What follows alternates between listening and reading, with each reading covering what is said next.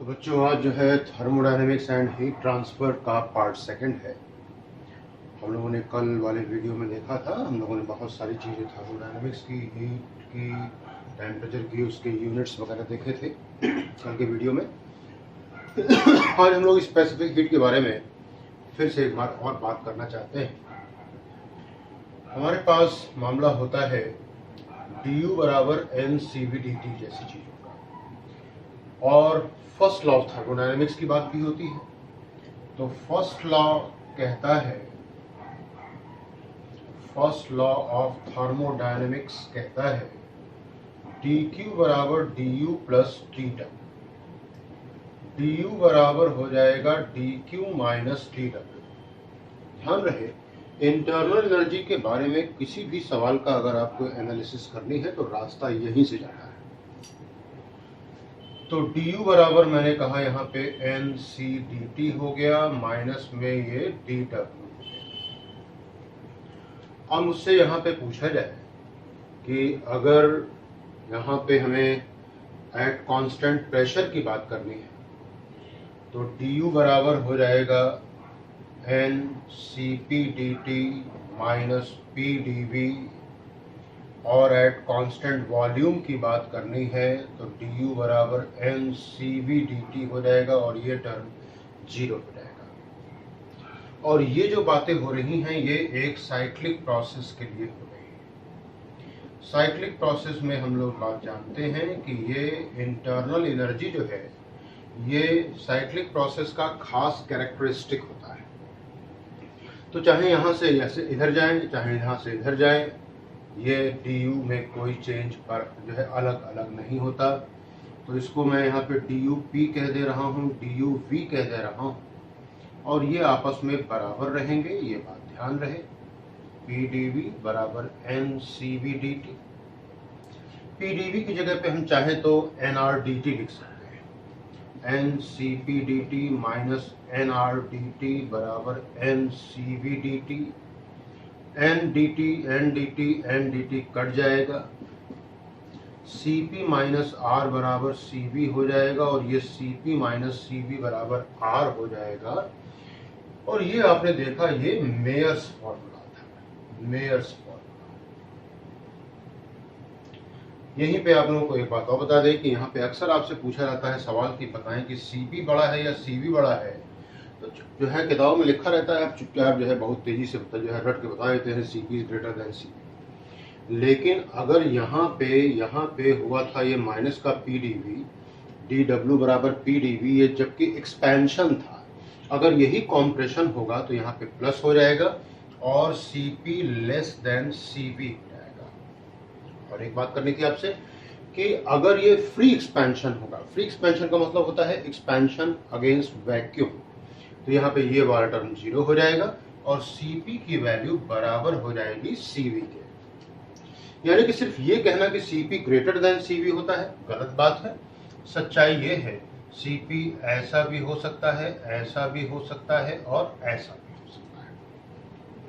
ये है सही बात। तो हम लोगों ने सीखा, यहाँ पे फर्स्ट लॉ ऑफ थर्मोडायनेमिक्स का यूज किया, मेयर्स फॉर्मूला निकाला। अब हम लोग यहाँ पे एक बात और जान लें खूब अच्छे से कि Cp और Cv में दो प्रकार के रिलेशन होते हैं।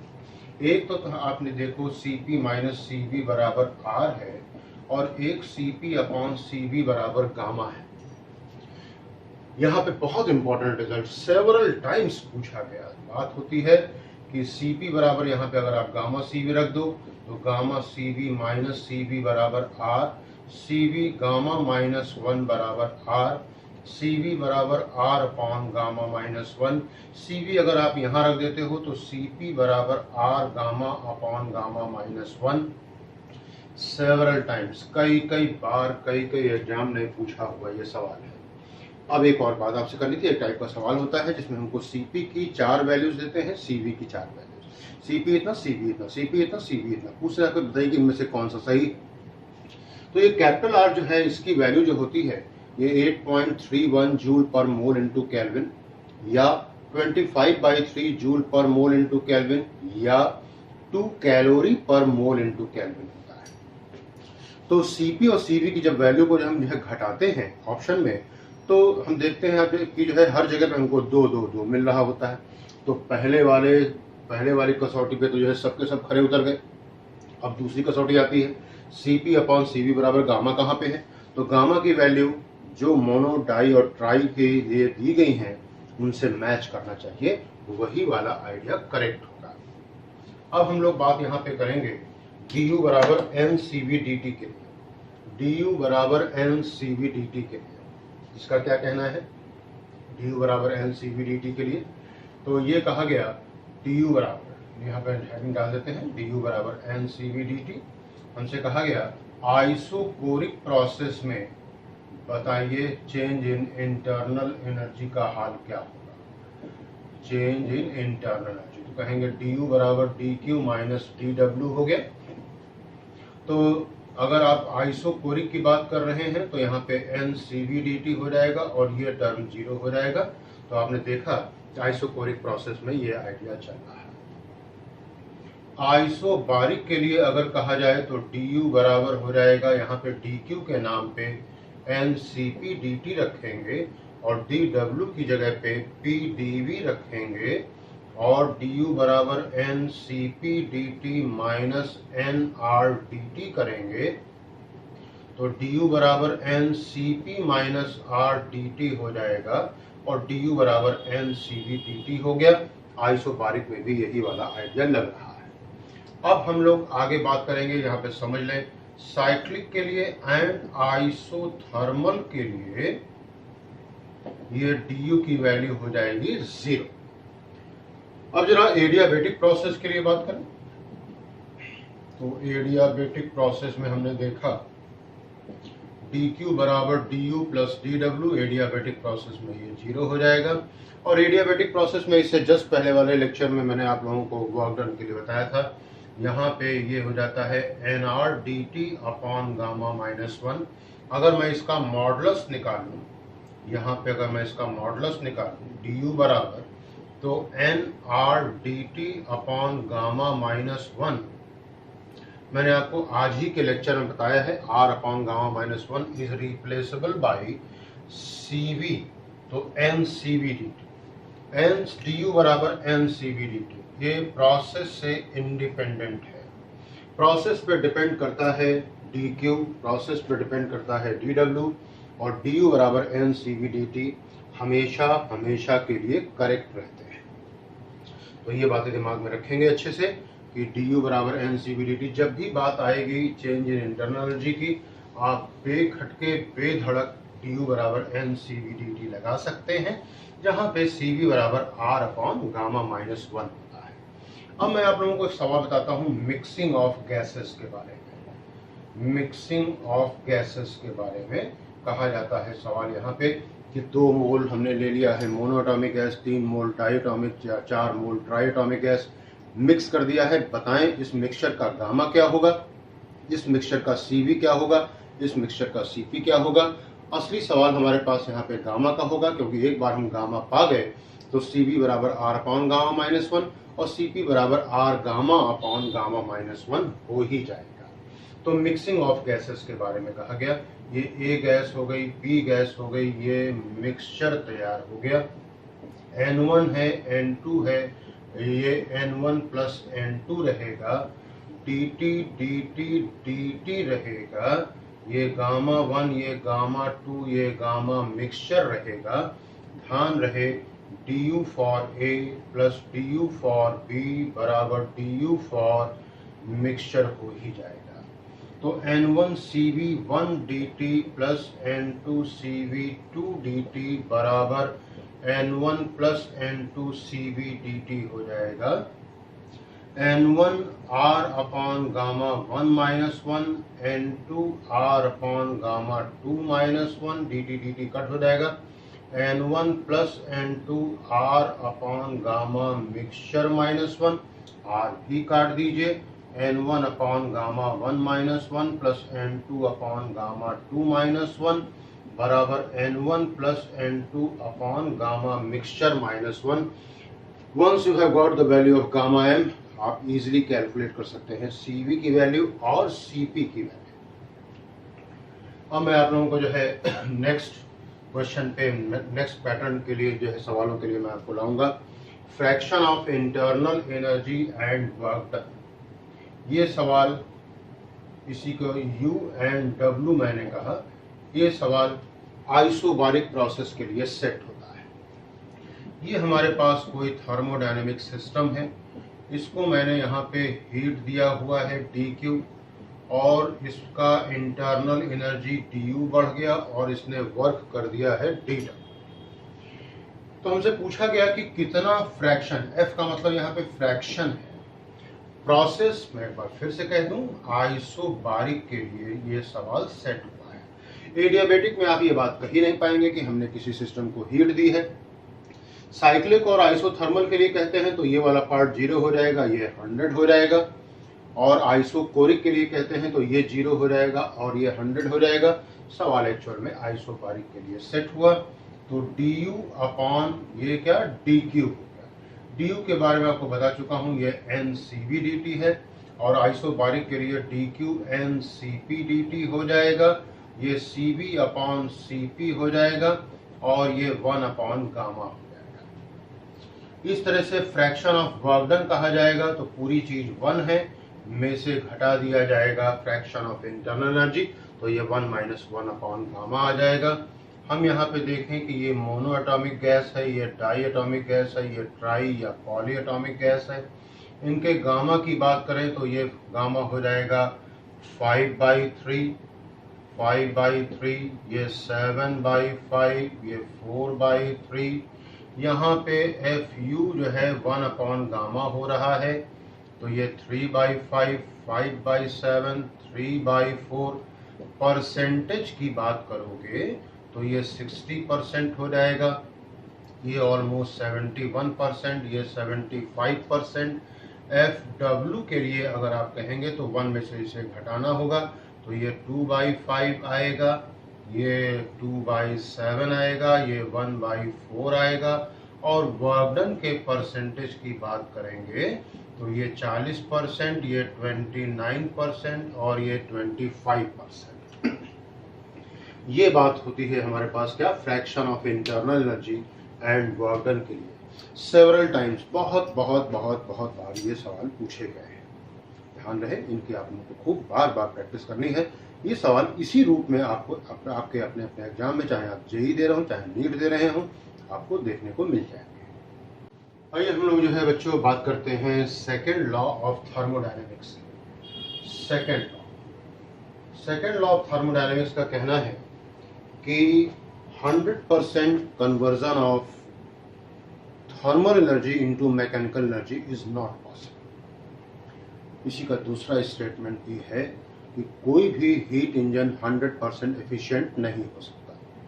इसी का तीसरा स्टेटमेंट भी है कि कभी भी हीट लो टेम्परेचर से हाई टेम्परेचर की तरफ को जा नहीं सकती तब तक जब तक कि इसके ऊपर बाहर से कोई वर्क न किया जाए, तब तक कि हीट का flow from low temperature body to high temperature नहीं हो सकता। इसी पे आधारित होते हैं हीट इंजन, कार्नोट साइकिल पे ये आधारित होते हैं। हीट इंजन का काम होता है थर्मल एनर्जी को मैकेनिकल एनर्जी में कन्वर्ट करना। ये कार्नोट साइकिल होती है बच्चों, ये P है, ये V है। यहाँ पे देखा जाए तो ये सोर्स है, ये सिंक है, ये आइसोथर्मल एक्सपेंशन है, ये एडियाबेटिक एक्सपेंशन है, ये आइसोथर्मल कॉम्प्रेशन है और ये एडियाबेटिक कॉम्प्रेशन है। So it is the combination of 2 isothermal and 2 adiabatic process. It is the combination of 2 expansion and 2 compression process. Heat engine के काम करने का तरीका देखें, ये थर्मोडायनेमिक सिस्टम हो गया, ये आपका सब्सटेंस हो गया। इसने हीट खींचा है सोर्स से, सोर्स का टेम्परेचर T1 था, और इसने वर्क परफॉर्म किया W, और बाकी की हीट जाकर इसने रिजेक्ट कर दी है सिंक। ऐसा लगता है जैसे जैसे जैसे ये टर्म ये सोर्स से हीट लेते जाएंगे और सिंक को हीट देते जाएंगे, इनका टेम्परेचर बदलता जाएगा। ये एक मिसकंसेप्शन है। ये इनकी जो हीट कैपेसिटी है ये इनफाइनाइट होती है, तो आप जो है चाहे इनसे जितनी भी हीट ले लें या इनको जितनी भी हीट दे दें, इनके टेम्परेचर बदलने का कोई सवाल नहीं उठता। क्योंकि हीट कैपेसिटी वो चीज़ होती है कि 1 डिग्री सेंटीग्रेड का टेम्परेचर चेंज करने के लिए जितनी हीट आपको देनी या लेनी पड़ती है। इस तरह से यहाँ पे जो एफिशिएंसी आती है वो useful output upon total input के आधार पे निकलती है। तो ये W अपॉन Q1 नीटा एफिशिएंसी बराबर W अपॉन Q1। रिजल्ट आता है 1 minus T2 upon T1। T2 is the sink temperature, T1 is the source temperature. 1 minus Q2 upon Q1। और यहाँ पे एफिशिएंसी और कोफिशिएंट ऑफ परफॉर्मेंस में एक रिलेशन भी देकर रखा हुआ है, नीटा बराबर 1 अपॉन 1 प्लस की। बात आती है रेफ्रिजरेटर की। ये रिवर्स प्रोसेस होता है, ये हीट लेता है फ्रॉम लो टेम्परेचर बॉडी। ये सिंक होता है, यहाँ पे एक वर्किंग सब्सटेंस गैस पड़ी होती है, वो लिक्विड अमोनिया या फ्रियॉन गैस होती है। जैसे जैसे इससे हीट हम खींचते जाएंगे, सिस्टम खींचता जाएगा, इसका टेम्परेचर गिरता जाएगा और वही टेम्परेचर आपके रेफ्रिजरेटर का होता है। रेफ्रिजरेटर के पीछे आप देख सकते हैं एक सिलिंड्रिकल ऑब्जेक्ट रखा होता है, इसका नाम आप देते हैं कंप्रेसर। कंप्रेसर का मतलब होता है कंप्रेस करना, कंप्रेस करने का मतलब डीवी नेगेटिव करना, यानी कि work done on the system करना। तो ये वर्क इसके ऊपर किया जा रहा है और ये हीट जाकर के रिजेक्ट कर रहा है सोर्स को, जिसका टेम्परेचर T1 है, और ये आपका कमरा है जहाँ पे आपका रेफ्रिजरेटर रखा हुआ है। ये कोफिशिएंट ऑफ परफॉर्मेंस के लिए कहा गया है कि कितनी हीट उसने खींची है और कितना वर्क किया गया है पर साइकिल। Q2 बराबर Q1 माइनस Q2, क्योंकि यहाँ पे आप देख सकते हैं कि Q2 प्लस W बराबर Q1 हो जाएगा, तो W बराबर Q1 माइनस Q2 लिखा जा सकता है। बीटा बराबर यही term T2 upon T1 minus T2, और आप चाहें तो इसको एफिशिएंसी के फॉर्म में ला सकते हैं, 1 माइनस नीटा अपॉन नीटा। ये बात हुई हमारे पास सेकेंड लॉ ऑफ थर्मोडायनेमिक्स की, कार्नोट इंजन की और रेफ्रिजरेटर की। अब हमारे पास बात आती है इक्वेशन ऑफ आइडियल गैस के लिए। तो आइडियल गैस के लिए हमारे पास जो शर्तें हैं उनको भी जरा समझ लिया जाए कि आइडियल गैस वो गैस होती हैं जिनके मॉलिक्यूल इनफाइनाइटेसिमली स्मॉल होते हैं, बहुत छोटे होते हैं, जिनके बीच में जो टक्करें होती हैं, आपस में कोलिजन होता है, वो परफेक्टली इलास्टिक होता है, ना तो एनर्जी का लॉस करते हैं ना ही मोमेंटम का लॉस करते हैं, रैंडम मोशन करते रहते हैं और हर स्थिति में, हर सूरत में ये सारे के सारे गैस लॉस को फॉलो करते हैं। तो ये बात होती है आइडियल गैस की। तो ये P1 V1 अपॉन T1 बराबर P2 V2 अपॉन T2 बराबर, इसी तरह से चले जाइए तो Pn Vn अपॉन Tn। ये प्रोडक्ट हो गया प्रेशर और वॉल्यूम का रेशियो हो गया टेम्परेचर से। तो ये रहना चाहिए हमेशा हमेशा कांस्टेंट। तो PV बराबर PV अपॉन T बराबर R हो जाएगा और PV बराबर RT हो जाएगा। और ये R जो है ना, ये आपके फिजिक्स के कुछ कांस्टेंट हैं जो कि यूनिवर्सल होते हैं, उनमें से ये भी एक कांस्टेंट यूनिवर्सल है। यूनिवर्सल कांस्टेंट्स वो होते हैं जो कि समय, स्थिति, लोकेशन से बदलने से बदलते नहीं। ये 8.31 जूल पर मोल इनटू केल्विन या 25/3 जूल पर मोल इनटू केल्विन या 2 कैलोरी पर मोल इनटू केल्विन, और ये 1.99 होता है एक्चुअली। ये 1 मोल के लिए हुआ, दिस इज फॉर 1 मोल, और PV बराबर हो जाएगा nRT फॉर n। अब बात आती है कि सवाल कभी भी आपको दिया गया हो गैस का या गैस से संबंधित कोई चीज पूछी गई हो, आप हमेशा PV बराबर nRT लगाएंगे। अगर सवाल आपका मॉलिक्यूल से संबंधित है तो आप यहाँ पे इस बात को समझें कि Na मॉलिक्यूल्स के लिए, यानी कि 1 मोल के लिए कांस्टेंट R है, तो 1 के लिए R अपॉन Na हो जाएगा, और इसी को K कहते हैं। K का मतलब हो गया बोल्ट्जमैन कांस्टेंट, और इसकी वैल्यू हो गई 1.38 इंटू 10 की पावर -23 जूल पर केल्विन ये K हो गया, और PV बराबर जो है ये आपका कौन जो फॉर्मूला है ये बदल जाएगा। PV बराबर KT हो जाएगा फॉर वन मॉलिक्यूल, और PV बराबर NKT हो जाएगा फॉर N मॉलिक्यूल्स के लिए, और P बराबर यहाँ पे आप N/V KT लिख सकते हैं, या P बराबर NC KT लिख सकते हैं। N/V है, NC को आप चाहें तो मॉलिक्यूलर कंसंट्रेशन भी कह सकते हैं,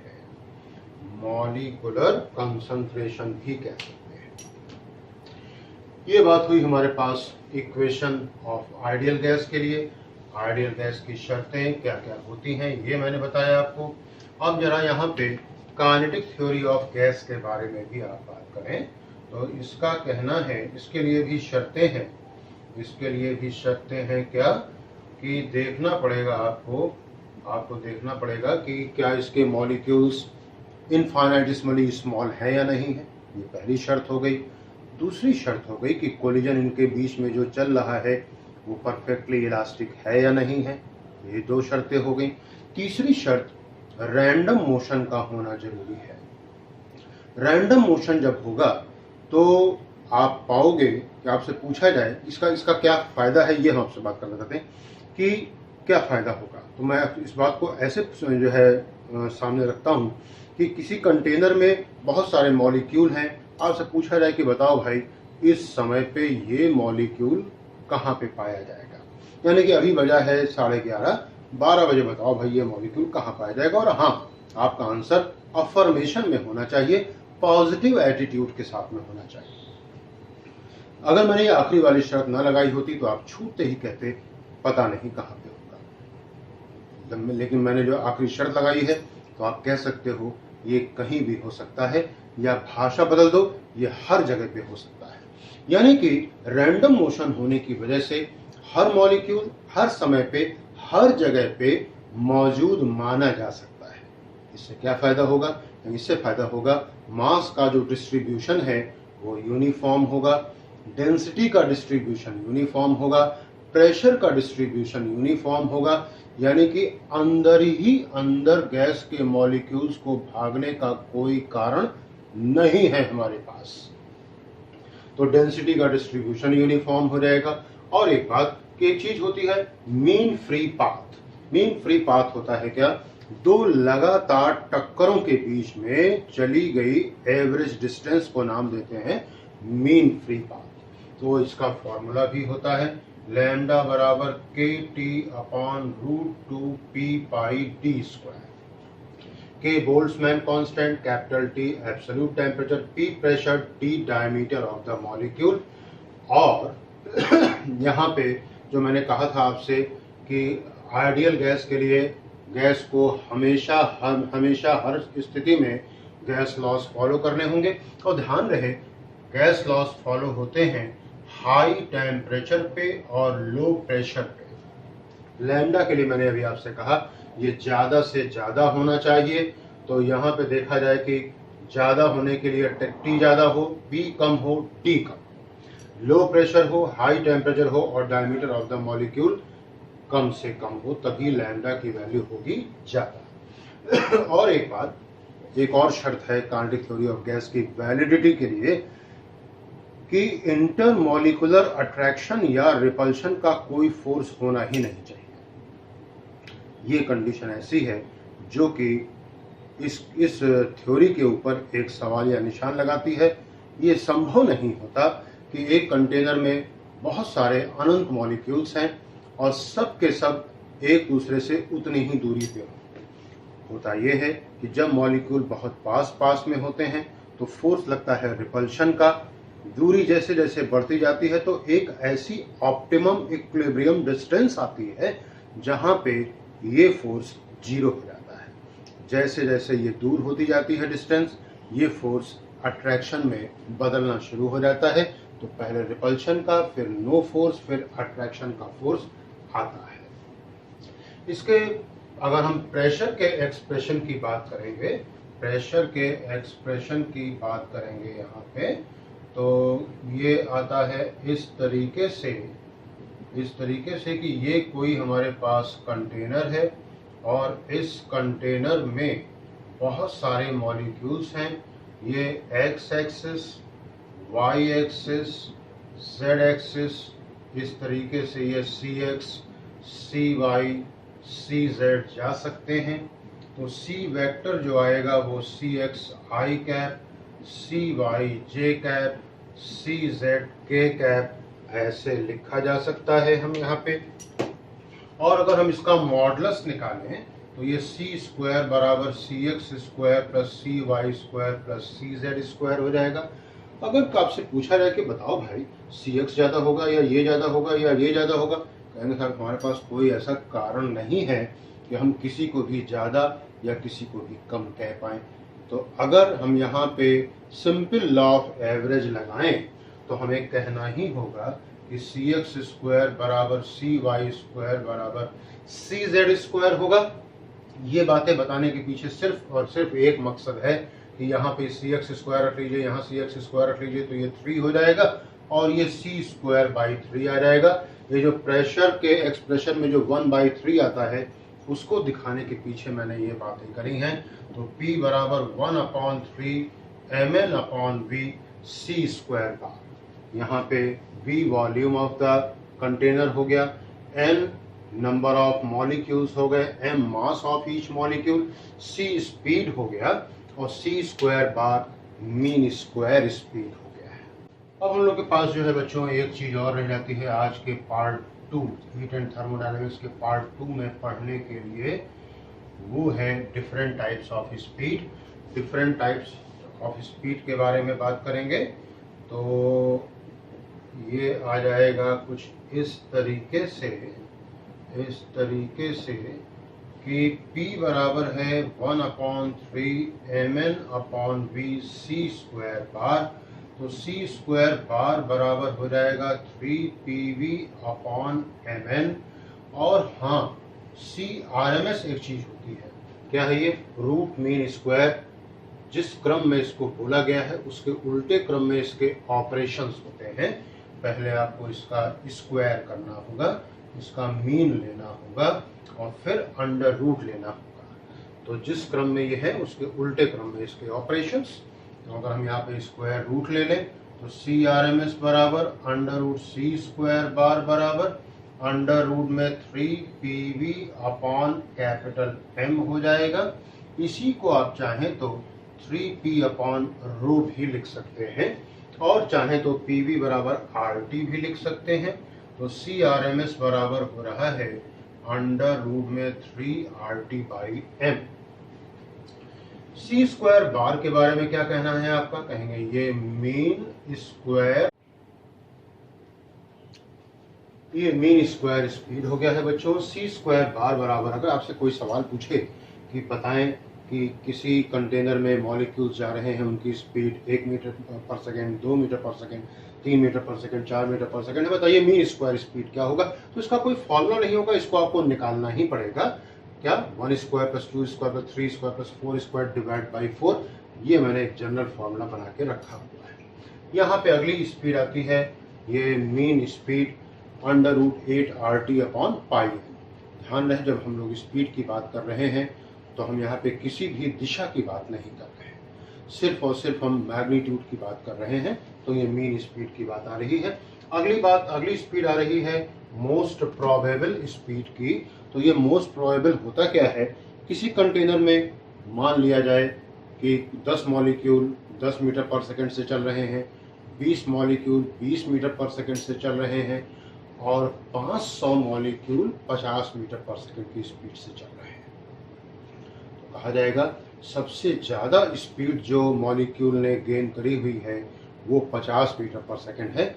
ये मोस्ट प्रोबेबल स्पीड होगी। Speed acquired by maximum number of molecules is called as most probable speed. ये CP हो गया। CP और CRMS में relation under root 2/3 CRMS। Under root 2/3 CRMS का फॉर्मूला अंडर रूट 3RT/M।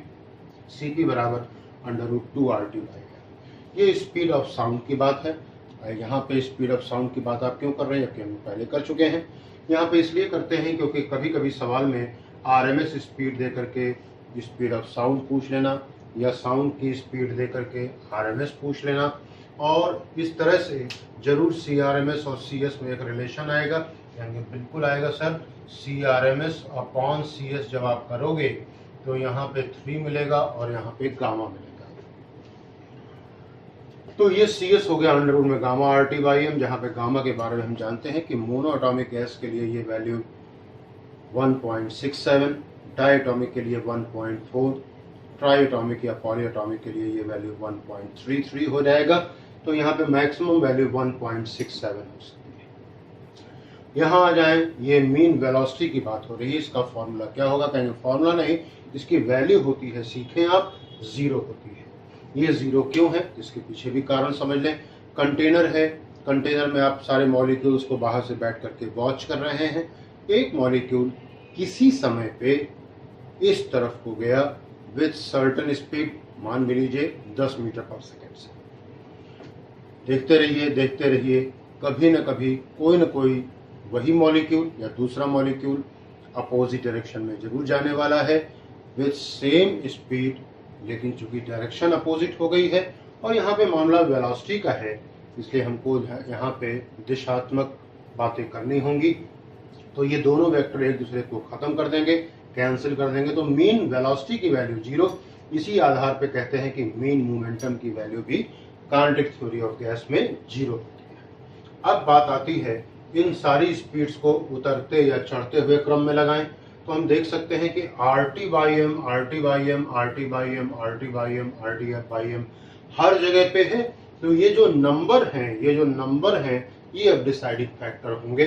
तो हम देख सकते हैं कि सबसे बड़ी स्पीड CRMS है, क्योंकि यहाँ पे नंबर 3 आया हुआ है। उसके बाद में C मीन है, C मीन स्पीड है, यहाँ पे 8/पाई आया हुआ है, जो कि 3 से कम होगा, 2 से ज्यादा होगा। फिर यहाँ पे देखें CP बराबर मोस्ट प्रोबेबल स्पीड 2 आ गया, यहाँ पे 2 से कम मैक्सिमम 1.67 आया, और ये मीन वेलोसिटी यहाँ पे तो RT/M जैसी कोई चीज है ही नहीं, 0 है इसकी वैल्यू। इस तरह से हम लोगों ने देखा कि थर्मोडायनेमिक्स एंड हीट ट्रांसफर। अभी हीट ट्रांसफर की बात हम लोग की जो है नेक्स्ट वीडियो में होगी, अभी इसकी बात हमने करी ही नहीं है। अभी हम लोगों को जो है थोड़ी सी बातें काइनेटिक थ्योरी ऑफ गैस की करनी होंगी और हीट ट्रांसफर की बात होगी, जो कि नेक्स्ट वीडियो में हम लोग करेंगे। उम्मीद है आप लोग इन वीडियोस का फ़ायदा उठा रहे होंगे। यही मकसद है इन वीडियोस को बनाने का। बहुत सारे स्टूडेंट्स का हो सकता है तैयारी अधूरी रह गई हो, अगर ये वीडियोस आपको हेल्प कर पाते हैं तो ये अपने उद्देश्य में खरे उतरते हैं। यही इनका पर्पस है। All the best, God bless you.